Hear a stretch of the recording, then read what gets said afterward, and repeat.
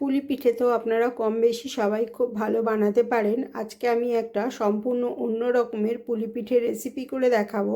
এটা আপনারা খুব সহজেই বাড়িতে বানিয়ে ফেলতে পারবেন। এখানে আমি তন্দুরি বা বেকড পুলি বানিয়েছি।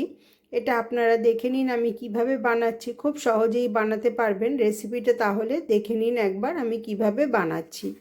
এখানে আমি গ্যাসের উপর একটা ফ্রাই প্যান বসিয়ে দিয়েছি, তাতে কিছুটা গুড় দিয়ে দিলাম, খুব সামান্য গুড় দিলাম। গুড় দিয়ে এর মধ্যে অল্প জল দিয়ে গুড়টাকে আমি ভালোভাবে গলিয়ে নেব। এখানে যদি আপনাদের কাছে পাতলা গুড় থাকে তাহলে সেটা দিয়েও বানাতে পারেন বা চিনি দিয়েও সম্পূর্ণ বানাতে পারেন। আমি এটা গুড় দিয়ে বানাচ্ছি। এবার আমি এখানে নারকেল দিয়ে দিলাম। নারকেল দিয়ে সামান্য 1 কাপের মতো নারকেল দিলাম। দিয়ে এবার আমি নানান রকমের বাদাম কুচি নিয়ে নিয়েছি, সেটাকে এর মধ্যে দিয়ে দিচ্ছি। এখানে কাজু, আমন্ড, পেস্তা বাদামের কুচি রয়েছে, সেটাকে ভালোভাবে দিয়ে এর মধ্যে মিশিয়ে নিচ্ছি। গুড়, বাদাম আর নারকেলটাকে খুব ভালো করে মিশিয়ে নিচ্ছি। এবার আমি এর মধ্যে কিছুটা খোয়া দিয়ে দিচ্ছি, দিয়ে সমস্তগুলোকে একসাথে ভালোভাবে মিশিয়ে নেব। এখানে আমি 1 কাপ নারকেল দিয়েছি, 1/2 কাপ বাদাম দিয়েছি, আর 1 কাপের মতন আবার খোয়া দিয়ে দিচ্ছি। খোয়া দিলে এটা টেস্টটা খুব ভালো হবে। সম্পূর্ণটা মিশিয়ে দিচ্ছি খুব ভালোভাবে। এটা যখন খুব ভালোভাবে মিশে যাবে তখনই এটা তৈরি হয়ে যাবে, এক জায়গায় হয়ে যাবে, তখন এটা তৈরি হয়ে যাবে।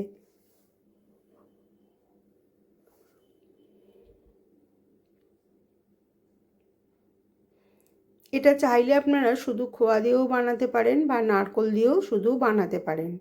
আমি খোয়া দিলাম কারণ টেস্টটা বেশি ভালো লাগবে বলে, তাই এবার সবটা তুলে নিচ্ছি আমি।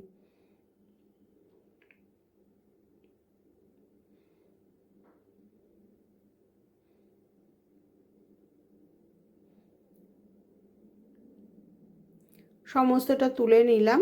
এবার ওই একই ফ্রাই প্যানের মধ্যে আমি 1 কাপের মতন জল দিয়ে দিলাম। এবার সামান্য নুন দিলাম, আর আমি 1 কাপের মতন এখানে চালের গুঁড়ো দিয়ে দিলাম। দিয়ে এবার এই চালের গুঁড়োটাকে এর মধ্যে ভালোভাবে সেদ্ধ হতে দেব।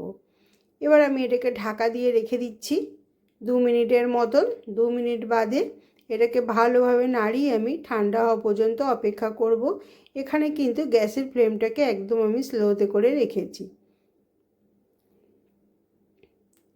এবার আমি নাবিয়ে নিচ্ছি। নাবিয়ে একটু ঠান্ডা করে এটাকে ভালোভাবে মেখে নেবো। এটা কিন্তু খুব ঠান্ডা হতে দেওয়া চলবে না, একটু ঈশদুষ্ণ গরম থাকতেই খুব ভালোভাবে যেভাবে আটা মাখে সেভাবে মেখে নিতে হবে। জলটা এমনভাবেই দিতে হবে যাতে খুব বেশি জল না হয়ে যায়, আবার খুব জল কমও না হয়। আমি এবার ভালোভাবে চটকিয়ে এটাকে মেখে নিলাম চালের গুঁড়োটাকে। এবার এটাকে পাশে সরিয়ে রেখে দিলাম। এবার আমি যে খোয়া আর নারকেল দিয়ে বানিয়ে রেখেছিলাম সেটাকে নিয়ে নিলাম। নিয়ে এবার ওই আটা থেকে ছোট একটা লেচি করে হাতে একটা ছোট্ট রুটির মতো করে নিলাম। নিয়ে এবার এর মধ্যে এই পুরটা দিয়ে দেব, যেভাবে পুলি পিঠে বানানো হয় আর কি। আমি এখানে খোয়া দিয়েছি কারণ খেতে ভালো লাগবে। আপনারা এইভাবে একবার বানিয়ে দেখবেন, খেতে কিন্তু অপূর্ব হবে।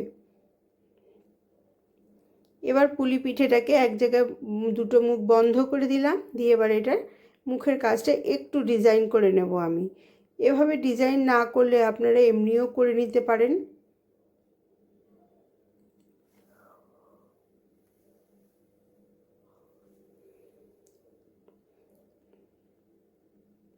এভাবেই সমস্ত পিঠেগুলো আমি বানিয়ে নেব। দেখুন ডিজাইন করেছি একটু সামান্য।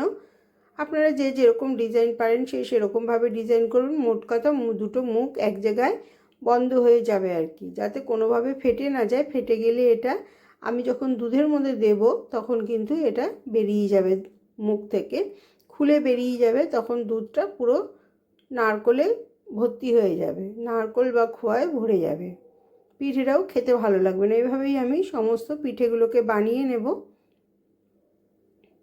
এটাকে কিন্তু আপনারা ভাপে দিয়েও খেতে পারেন, সেখানেও কিন্তু ভাপে দিয়েও পুলি পিঠে খেতে ভালো লাগে।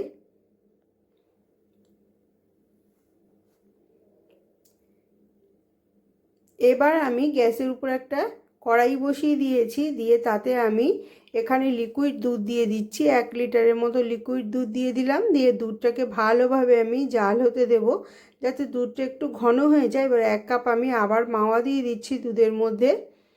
মাওয়া বা খোয়া যা হোক দিয়ে দেবেন আপনারা। দিয়ে ভালোভাবে আমি নেড়ে দিচ্ছি। এবার এর মধ্যে খুব সামান্য আমি চিনি দিচ্ছি। আমি 1 কাপ খোয়া নিয়েছি, তার হাফ কাপ আমি চিনি দিয়ে দিলাম এখানে। মিষ্টিটা আপনারা আপনাদের আন্দাজ মতো দেবেন। এখানে গুড়ও দিতে পারেন, আমি গুড়টা দিলাম না, আমি চিনিটা দিলাম। দিয়ে ভালোভাবে আমি এটাকে দুধের সাথে মিশিয়ে দিচ্ছি সমস্তগুলোকে। দুধটা অনেকটাই ঘন হয়ে গেছে। এভাবে বানিয়ে দেখবেন, এটা কিন্তু পুলি পিঠেটা কিন্তু দারুণ লাগবে খেতে। এবার এখান থেকে আমি কাপ মেপে একটু দুধ তুলে নিচ্ছি।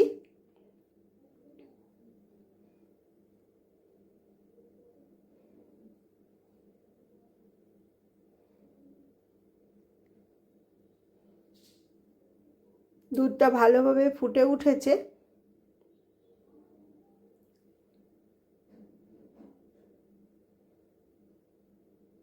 আমি বেশ কিছুটা দুধ তুলে নিচ্ছি এখান থেকে। পুলিগুলো সব বানানো হয়ে গেছে, দেখুন কত সুন্দর দেখতে লাগছে। এবার এই পুলিগুলোকে আমি দুধের মধ্যে দিয়ে দেব। এই অবস্থায় আপনারা ভাপেও বানাতে পারেন। এবার পুলিগুলোকে আমি দুধের মধ্যে সম্পূর্ণ দিয়ে দিচ্ছি।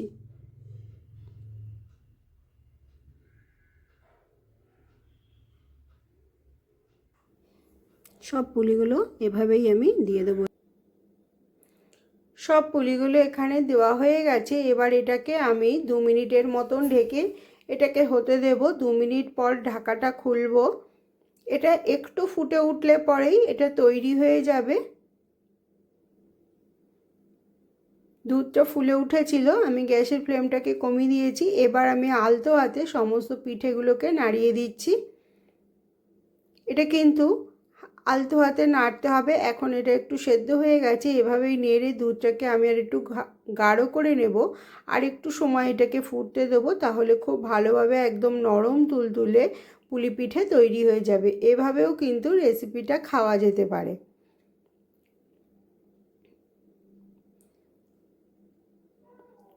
এবার আমি এটাকে নাবিয়ে নিয়েছি। এটা কিন্তু দারুণ হয়েছিল খেতে। এভাবেও আপনারা দুধ পুলি পিঠে বানাতে পারেন। যেহেতু এর মধ্যে খোয়া দেওয়া আছে, তাই কিন্তু অসাধারণ লাগবে।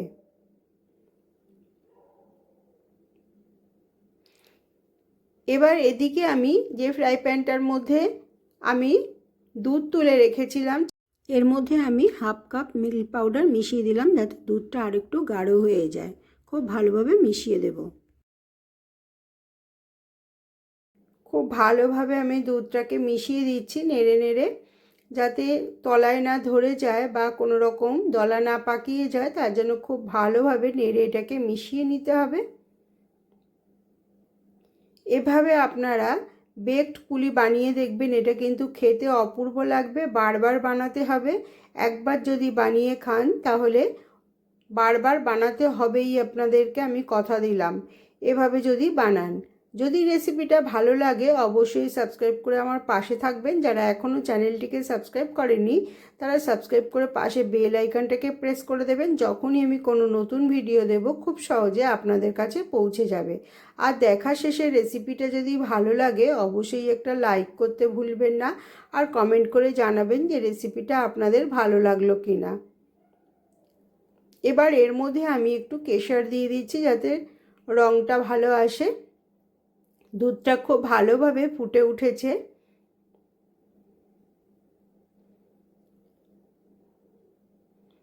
আমি আবার ভালোভাবে নাড়িয়ে দিচ্ছি। দুধটা খুব সুন্দরভাবে গাঢ় হয়ে গেছে। আমি আর একটু জাল দিয়ে এটাকে ঘন করে নিচ্ছি।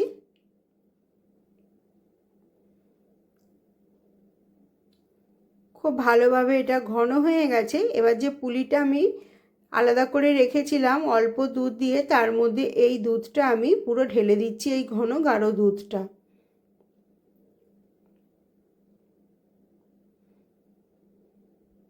খুব বেশিটা দিলাম না, একটুখানি ফাঁকা রাখলাম, যাতে উপর থেকে পড়ে না যেতে পারে, তার জন্য উপর থেকে আমি আবার একটু কেশর দিয়ে দিচ্ছি। দিয়ে যেভাবে কেক বেক করা হয় ঠিক আমি এভাবেই বেক করব এটাকে। আপনাদের কাছে যদি মাইক্রো ওভেন থাকে আপনারা মাইক্রো ওভেনেও করতে পারেন, গ্রিলে দিয়ে 10 মিনিট রেখে দিলেই এটা হয়ে যাবে। আমি এখানে একটা কড়াইকে প্রিহিট করতে দিয়েছি, যেভাবে গ্যাসের উপর কড়াই রেখে কেক বানানোর সময় প্রিহিট করেন ঠিক সেভাবেই আমি এটাকে প্রিহিট করতে দিয়েছি। দিয়ে ঢাকনাটাকে আমি খুলে নিলাম। এবার এই বাটিটাকে আমি আলতো হাতে বসিয়ে দেব। এখানে এই কাচের বাটিটা কিন্তু আমার মাইক্রোপ্রুফ আছে, এটা ভেঙে যাওয়ার কোনো ভয় নেই, তাই আমি এইটাকে দিয়েছি। দিয়ে এটাকে ঢাকা দিয়ে আমি একদম গ্যাসের ফ্লেমটাকে স্লো করে 10 মিনিটের মতো হতে দেব। দেখুন কত সুন্দর হয়েছে, এটা কিন্তু দারুণ হয়েছিল খেতে, কালারটা কত অপূর্ব এসছে। এটা কিন্তু পিঠেটা কোনোভাবেই শক্ত হবে না, নরম তুলতুলেই ছিল।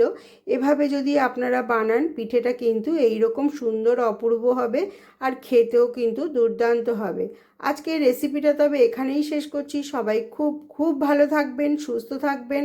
আবার দেখা হবে অন্য কোনো দিন অন্য কোনো নতুন রেসিপির সাথে।